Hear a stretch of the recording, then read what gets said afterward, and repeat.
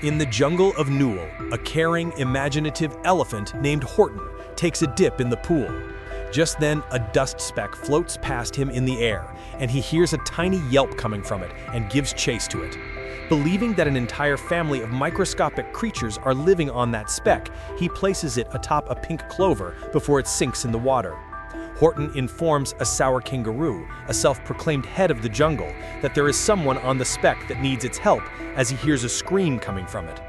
Kangaroo simply scoffs at him as she says that people are not that small. Plus, she cannot hear or see anything and hence it does not exist. But in reality, the speck harbors the city of Whoville and its inhabitants, led by Mayor Ned McDodd. He has a wife, Sally, 96 daughters, and one teenage son named Jojo. Despite being the oldest and next in line for the mayoral position, Jojo doesn't want to be mayor, and because he's so scared of disappointing his father, he rarely ever speaks. Horton figures that the creatures on the speck will not be able to hear him. He really screams aloud, and his voice reaches the city hidden inside the speck of dust, but the residents of the city simply ignore it. The Whos of the speck are blissfully unaware that they live on a speck floating through the jungle, and how close they came to destruction of their tiny world.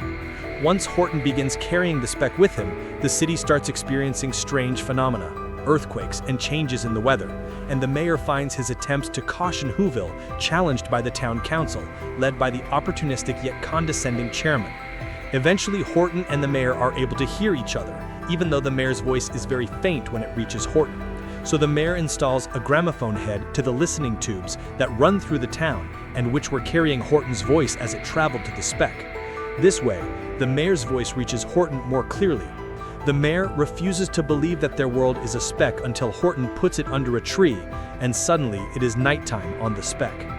The kangaroo, refusing to believe that the Whos exist, enlists Vlad the vulture to get rid of the speck by force.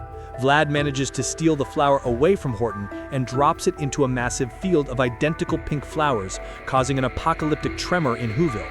After picking nearly 3 million clovers, Horton eventually recovers the clover he is looking for, also revealing himself to the rest of Whoville, who have largely survived. The kangaroo finds out that Horton still has the speck and decides to rally the jungle community into confronting Horton by telling lies that Horton's goal will lead to anarchy. Upon an angry mob stampeding to Horton and cornering him, the kangaroo orders the animals to rope and cage him and to have the speck and Whoville destroyed in a pot of boiling bezelnut oil.